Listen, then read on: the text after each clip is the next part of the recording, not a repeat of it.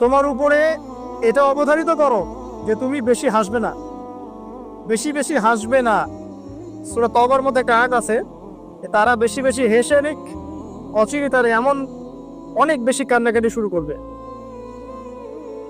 তারা হেসে নিক, অচিরেই তারা অনেক বেশি কান্নাকাটি শুরু করবে। নবী সাল্লাল্লাহু আলাইহি ওয়াসাল্লাম হাদিসে বলেছিলেন, তোমরা যদি জানতে আমি যা জানি, আল্লাহর পক্ষ থেকে আমি যা জানি, তোমরা যদি তা জানতে, তাহলে তোমরা একটা মাঠে একত্রিত হয়ে যেতে, স্ত্রী সহবাসও ছেড়ে দিতে, স্ত্রীকে ছেড়ে দিয়ে একটা মাঠে একত্রিত হয়ে যেতে এবং সেজদায় পড়ে কান্নাকাটি শুরু করতে। তোমরা যদি জানতে আমি যা জানি, তোমরা সেটা জানো না। তো বেশি হাসাটার কুফল কি? নবী সাল্লাল্লাহু আলাইহি ওয়াসাল্লাম বলছেন, ফাইন্নাহু ইউমিতুল কলবা। এটা ওই যে কলবের কথা বললাম, কলবের যত্ন নিতে হবে, কলবকে মেরে ফেলবে। বেশি বেশি হাসলে কলবকে মেরে ফেলবে। আবার এখন থেকে কিছু ব্যায়ামের অ্যাসোসিয়েশন বের হয়েছে, এরা সবাইকে হাসায় হো হো করে, এরা সবাইকে হো হো করে হাসায়, বলে জোরে জোরে হাসলে হার্টের অসুখ নাকি কম হয়।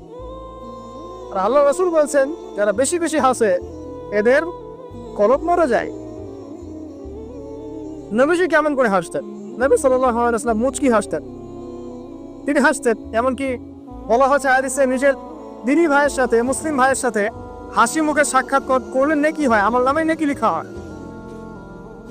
তো হাসবো অবশ্যই আমরা, কখনোই মানে হাসা কমিয়ে দিব না, অবশ্যই হাসবো, তবে অট্ট হাসি না। অট্ট হাসি নিজের হৃদয়টাকে কি করে? মেরে ফেলে, মুচকি হাসি। আর নবীজি কখনো কখনো এমনভাবে হেসেছেন যে তার দাঁত দেখা গেছে, এমনভাবেও হেসেছেন, কিন্তু সেটা সংখ্যা খুব কম ছিল। তো আসুন, এরা একটা কুফল আছে, ওয়ায়াযহাবু বিনূরি ওয়াজহি, এবং এই অট্ট হাসি বেশি বেশি দেওয়ার ফলে চেহারার যে নূর, মুত্তাকি মানুষ যারা, নামাজি মানুষ যারা কোরআনের সাথে সম্পর্ক রাখে, দেখবেন চেহারা একটা নূর থাকে, একটা আলো থাকে, আল্লাহর পক্ষ থেকে একটা নূর থাকে, একটা রোদ থাকে, একটা প্রভান থাকে। রোদ মানে প্রভান। তো বেশি বেশি জোরে জোরে হাসতে চেহারার নূর কমে যায়।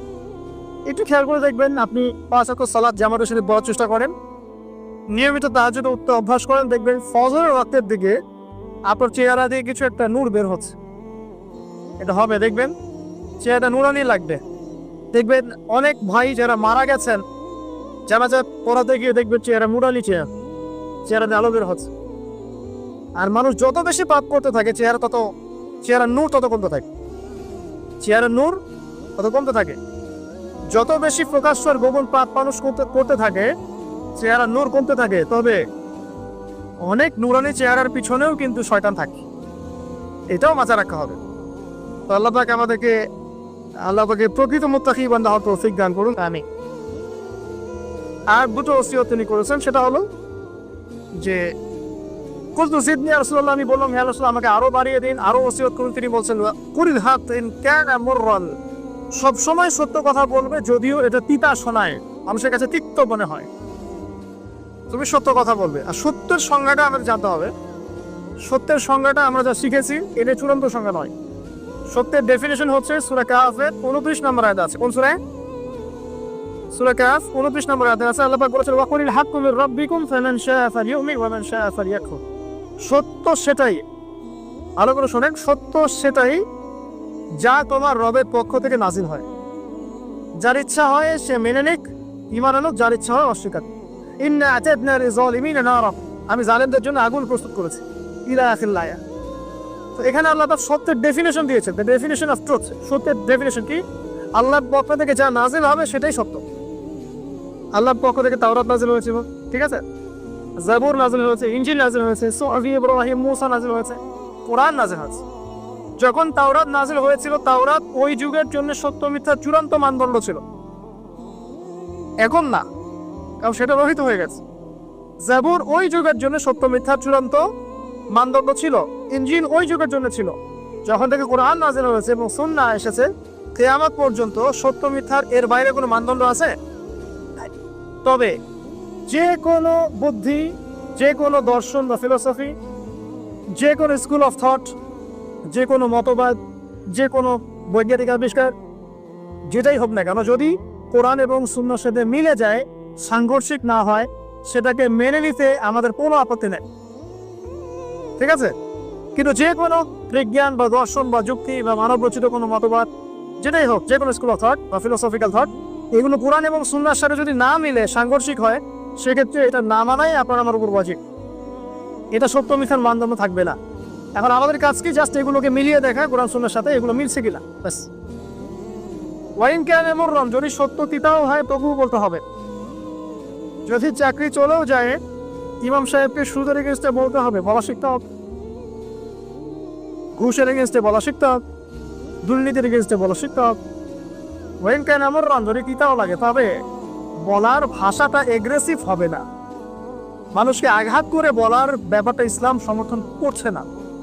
কিভাবে? ফেরাউনের কাছে নবী মুসা আলাইহিস সালামকে দাওয়াত দিতে পাঠানো হচ্ছে। ফেরাউন হামান, কারুন নাম মনে আছে তো? তাদের কাছে পাঠানো হচ্ছে নবী মুসা এবং তার ভাই হারুন আলাইহিস সালামকে। আল্লাহ পাক এখন তাদেরকে বলছে কি, যাহাবা ইলা ফিরাউন, তোমরা দুজনে ফেরাউনের কাছে যাও, ফাকুলা লাহু কাওলান লাইয়িনা, ফেরাউনের কাছে গিয়ে নরম ভাষায় কথা বলো। লাআল্লাহু ইয়াতাযাক্কারু আও ইয়াখশা, হতে পারে সে উপদেশ গ্রহণ করবে এবং আমাকে ভয় করবে। তো প্রেজেন্টেশন একটা ব্যাপার আছে। আল্লাহ নবী মুহাম্মদ সাল্লাল্লাহু আলাইহি ওয়াসাল্লামকে বলছেন যে উদউ ইলা সাবিলি রাব্বিকা বিল হিকমা, তুমি তোমার রবের দিকে মানুষকে ডাকো প্রজ্ঞার সাথে, ওয়া মাউইযাতিল হাসানা, এবং উত্তম উপদেশের সাথে। রুড ভাবে না, এগ্রেসিভলি না, চরম পন্থার প্রয়োগ করে নয়, এমন ভাবে যাতে করে সত্যটা উপস্থাপিত হয় এবং আপনার ভাষা উপস্থাপনা, এক্সপ্রেশন এবং অ্যাটিটিউডটা এগ্রেসিভ মনে না হয়। ঠিক আছে, এই বিষয়টা খেয়াল রাখা উচিত আমাদের। আমরা যারা ওয়াইজ বা বক্তা বা খতিব বা দায়ী আছি, মানুষকে আঘাত করে কথা বলে আসলে ফায়দা খুব একটা হয় না। বরং তাকে যদি বুঝিয়ে দেওয়া যায়, সত্যটা উপস্থাপন করা যায়, আর আল্লাহ যদি তার তাকদীরে হেদায়েত লিখে রাখে, ইনশাআল্লাহ সে হেদায়েত পাবে। আর যদি নাও পায়, আপনার দায়িত্ব শেষ। ফাযাক্কির ইন্নামা আনতা মুযাক্কির, আপনি উপদেশ দিন, আপনি শুধু উপদেশদাতা। লাস্তা আলাইহিম বিমুসাইতির, আপনি কারো প্রতি দারোগা নন। ফাযাক্কির ইন নাফাআতি যিকরা, আপনি উপদেশ দিন, যদি উপদেশ কাজে আসে। সায়াযাক্কারু মান ইয়াখশা, যারা আল্লাহকে ভয় করে তারা শীঘ্রই উপদেশ গ্রহণ করবে।